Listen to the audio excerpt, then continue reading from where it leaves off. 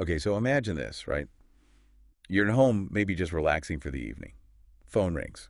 Uh-oh. Yeah, and it's a number you don't recognize, but caller ID says it's from like your local sheriff's office. Oh, yikes. Heart skips a beat, right? Hmm?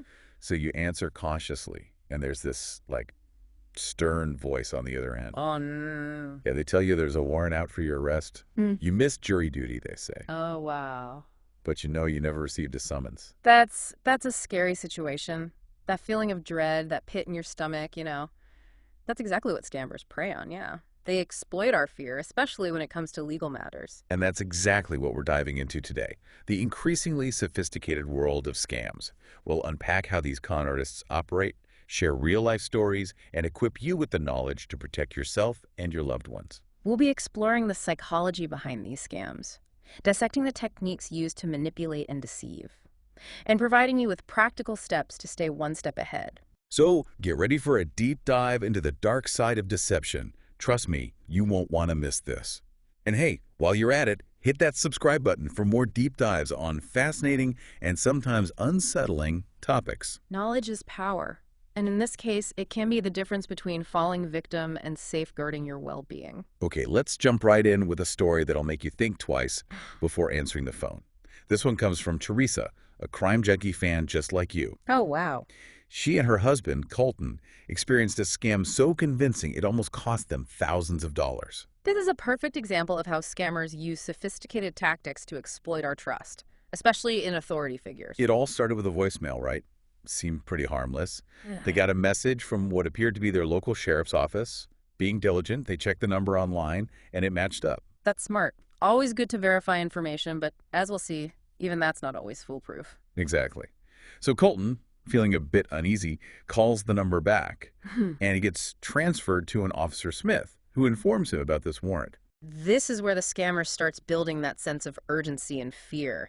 They know when we're stressed, we're less likely to think clearly. Right, and Colton was definitely stressed. He insisted he'd never gotten a summons, Hmm. but Officer Smith claims they have one with Colton's signature on it. That detail, the signature, adds that extra layer of, believability, makes the victim question their own memory.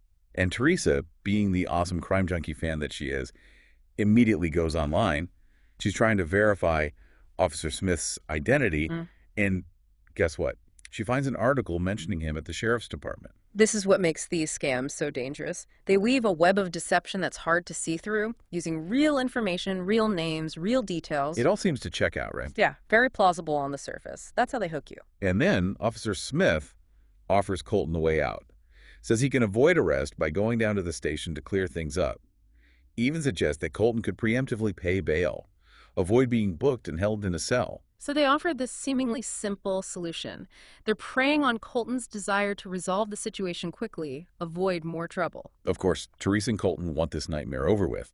They agree to come in, but Officer Smith insists they stay on the phone with him the entire way there. Now that's a red flag, right there. Law enforcement would never demand you stay on the phone while you're en route to a police station. Yeah, that's a good point.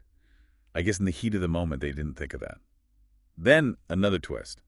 Officer Smith brings someone else on the line, supposedly from the payments department, and they tell Teresa and Colton to pay the $5,000 bail using Bitcoin. Now that right there should be a major alarm bell. Bail is never, and I mean never, paid with Bitcoin. It's always done in person at a courthouse or jail, and with traditional payment methods. So now Teresa and Colton are getting a little suspicious, Mm-hmm. but the pressure's building. They head to a nearby pharmacy to buy Bitcoin, but their bank transaction gets declined. The payments department person then suggests withdrawing cash and using a Bitcoin ATM. So they end up driving to multiple ATMs, trying to get around withdrawal limits. This is another common tactic. Creating urgency, chaos, makes the victims feel like they're running out of time, and it makes them less likely to think critically. Right. They manage to send over a few $100s via Bitcoin, but they can't get the full amount. The payments department person then suggests sending the rest through Venmo. Venmo, again, very unusual for bail payment. I know, right? But Teresa, trying to make sense of this whole thing, is reassured by the person on the phone, saying it's acceptable. Oh, wow. The Venmo transaction is marked as pending, but they still can't get enough cash to cover everything. Exhausted and frustrated, Teresa and Colton decide to just head to the sheriff's office, figure things out in person. But then Officer Smith throws another curveball. Oh, no. Tells them they can just go to the courthouse the next day, which happens to be a holiday, to prove they tried to get the bail money. This is a clear sign that the scammer is, like, losing control of the narrative. They're trying to buy themselves time, keep the victims engaged just a little bit longer. So they finally hang up, relieved it seems to be over. But something still doesn't feel right. They get home and try to cancel the Venmo payment and call Officer Smith back, but no answer. The silence is deafening, isn't it? The moment the scammer realizes the jig is up, they're gone. They immediately called the non-emergency line for the sheriff's office, and guess what? No record of Colton in their system for missing jury duty. And of course, the officer confirms bail is always paid in person. That realization must be crushing, financially and emotionally. But it's important to remember, victims are not to blame. These scams are designed to be incredibly convincing. And get this, the scammer actually called them back the next day, asking to discuss the matter further. Thankfully, Teresa and Colton didn't fall for it. That takes strength, to resist that second attempt, especially after already being through that. While they did get their Venmo payment refunded, the money they sent via Bitcoin, gone. Oh, no. They even tried filing a police report, online and over the phone, but no luck. It's incredibly frustrating. Being scammed, but then facing roadblocks when you're trying to get help. It's crucial to report these scams, even if you don't get your money back. It helps law enforcement track these criminals, prevent others from falling victim. It's scary how convincing this all was. Officer Smith had an answer for everything, and they even swore they heard background noise that sounded like a busy police station.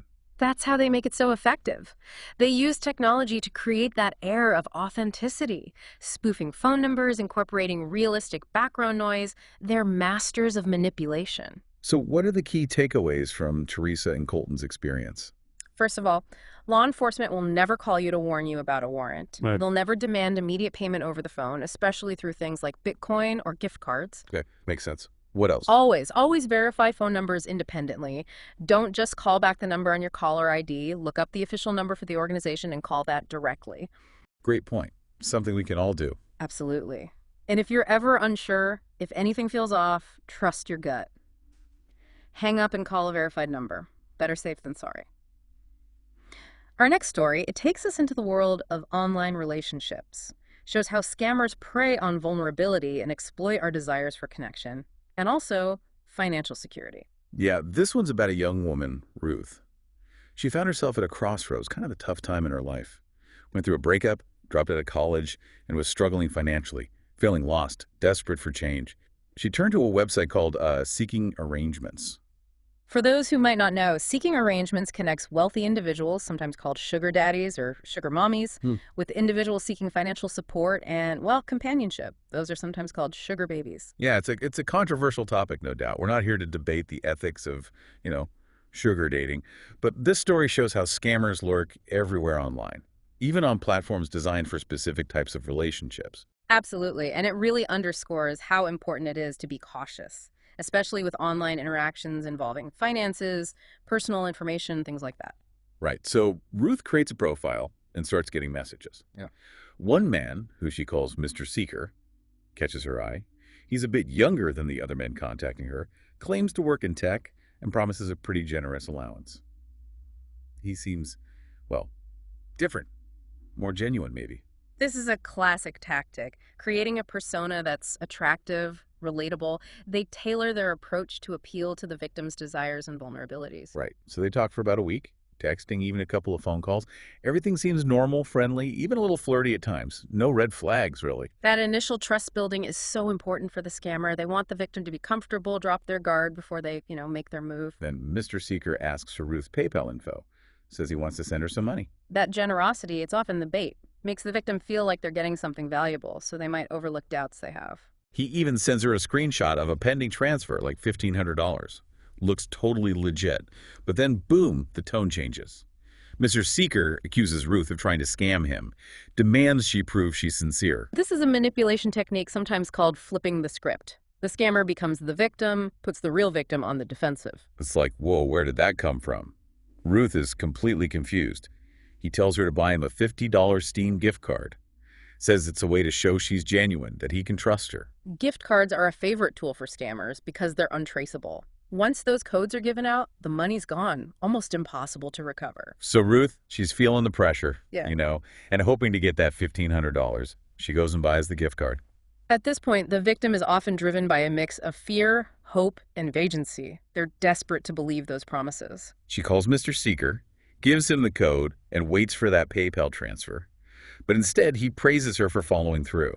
Then sends another screenshot, this time a pending transfer for $2,500, and asks for 2 more gift cards. The scammer ups the ante, dangling an even bigger reward, exploiting the victim's hope, pulling them deeper into the scam. Ruth is conflicted.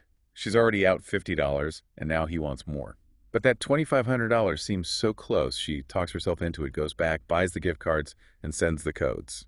Now the victim has invested even more, financially and emotionally. It becomes harder to walk away even as the doubts start to grow. She spent $130 now, and still no PayPal transfer. Yeah. Mr. Seeker goes back to being charming, tells her he's proud, that she's proven herself, but then, guess what?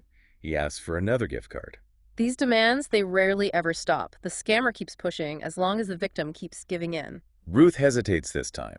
Explains she's out of money, she's getting uneasy, checks PayPal again, nothing. That hesitation, that doubt, it's a crucial turning point. Sadly, a lot of victims ignore it. They choose to believe the scammer instead of facing reality. And just when you think it can't get worse, Mr. Seeker turns nasty, Hmm. accuses her of not being serious, of playing games, threatens to sue her for defamation, says she's trying to ruin his reputation, even says the police will arrest her for stealing, using those fake screenshots as evidence. That's just cruel. They use threats and intimidation to silence the victim, make them afraid of legal trouble, stop them from reporting the scam. It's awful. Ruth feels betrayed, violated, and so ashamed. She tells her mom, and they think about going to the police. But after looking into it, they discover he used an app to hide his real phone number.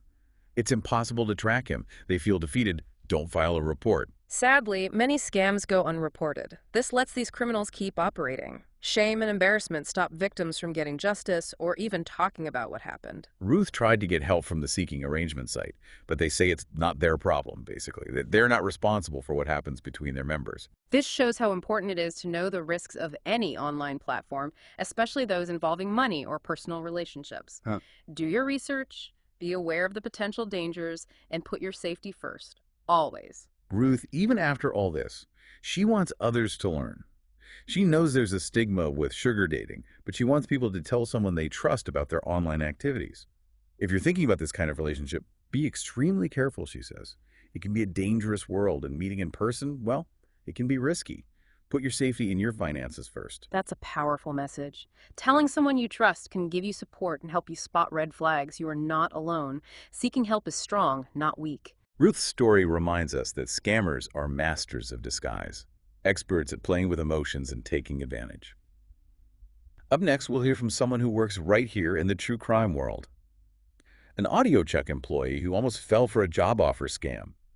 You'd think someone surrounded by stories of deception would be extra careful, right? Well, this shows it can happen to anyone. Stay with us. It's easy to think, oh, that could never happen to me, especially when you're familiar with scams and true crime, right? Right. But these scammers, they're pros, and they're always coming up with new tricks. Take Cody, for example. He works at AudioCheck, and he almost fell for a job offer scam while looking for new opportunities. Wow. Yeah, it just shows that anyone can be vulnerable, especially when you're eager for a career change or maybe feeling some financial pressure. So Cody was looking for work back in 2020, right in the middle of the pandemic, lots of uncertainty, industries in turmoil. He comes across this job posting for a sound supervisor. Seems like a dream job. Detailed description, a script to review, even links to the hiring managers like IMDb page and personal website. Creating that sense of legitimacy, it's key for scammers. They use those real names, company info, even those professional profiles to make everything seem real, to build that trust. Right. So Cody, excited about this opportunity, submits his application, gets a quick response. They loved his experience, eager to move forward. But looking back, Cody says there were some subtle red flags, even in that first email. It's funny how our brains can filter out things we don't want to see, Cody was excited, so he might have missed those early warnings. Exactly. Like, there were a couple of grammatical errors. Cody's a bit of a grammar nerd, noticed them, but brushed them off, caught up in the excitement. They sent over more project details, the script, everything still seemed legit. That gradual trust building, it's classic. It's not a sudden, crazy request. It's these small steps that slowly draw the victim in. Yeah. The job description was a little vague, mentioning both on-set and post-production work. Cody had some questions about his specific role, but the answers weren't very clear. They did mention the pay, though, which was good, not too high, not too low, just enough to keep him interested. And then came the catch. They said they'd send him a check to cover his first week's pay, plus some budget for equipment he'd need for the production. They never asked him to use his own money, which, made him feel a bit better. That's smart of the scammer. Anticipating a common concern, addressing it proactively, making the victim feel more at ease. Cody was still a little wary, but he thought, well, maybe that's just how it works in Location Sound.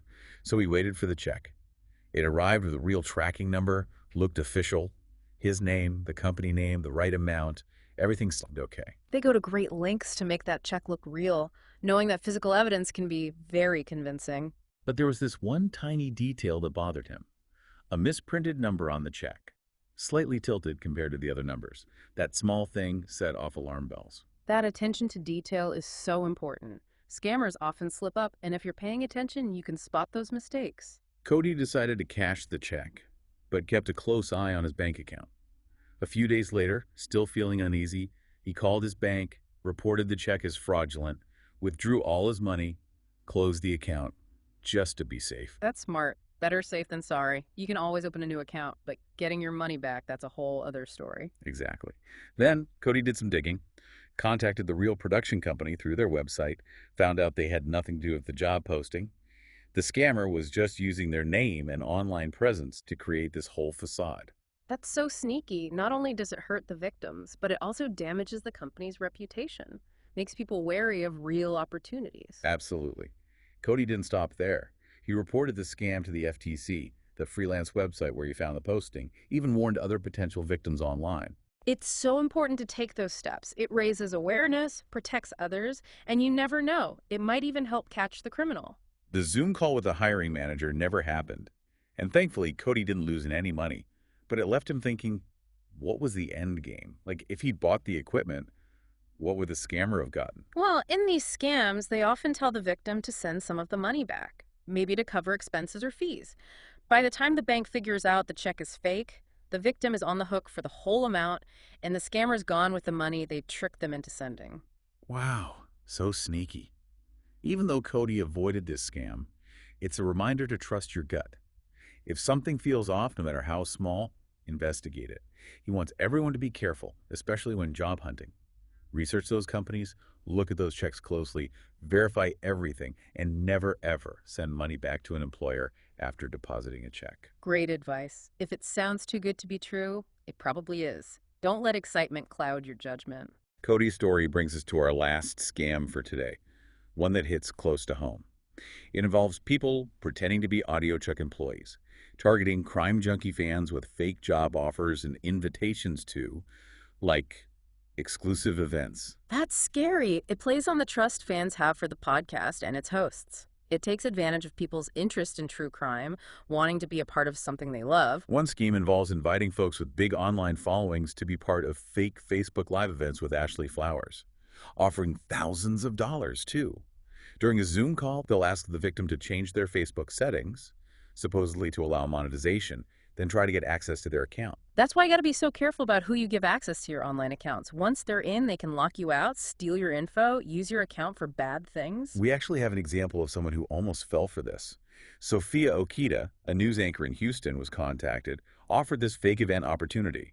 Luckily, she realized something was wrong before giving them her login info, and she bravely shared her story to warn others. It's awesome that she used her platform to raise awareness. Speaking out, even when it's embarrassing, can really make a difference. Another common one is fake AudioChuck job postings. These scammers, they'll conduct interviews, even multiple rounds, maybe even hire people, all to get personal info. Social security numbers, bank details, addresses, you name it. That can lead to identity theft, financial ruin, lasting damage.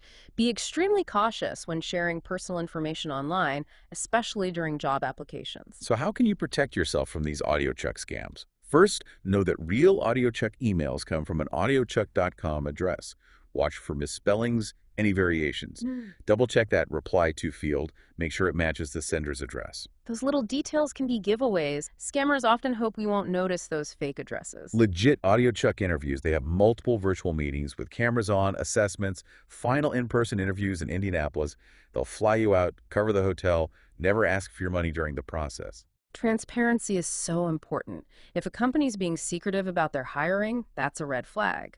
Do your research, ask questions, and if something feels wrong, trust your gut. If you're unsure about a job offer or an invitation, contact AudioChuck directly through their official website. They'd rather you be safe than sorry. Remember, being cautious isn't about missing out. It's about protecting yourself from those who want to take advantage. Great point. In today's world, scams are getting trickier and trickier. Knowledge is our best defense. By understanding their tactics, we can protect ourselves and our loved ones. We've uncovered a lot today, the dark side of scams, the impact they have on people. I hope this deep dive was helpful and gave you some tools. Cybercrime is a serious problem, but by staying informed and alert, we can fight back. And if you or someone you know has been affected by any of these scams, remember, you're not alone. There are resources out there to help. We'll include links to organizations that support scam victims in our show notes. Thanks for joining us on this deep dive. Stay safe, be careful, and always trust your gut. We'll see you next time for another fascinating topic that'll keep you on the edge of your seat.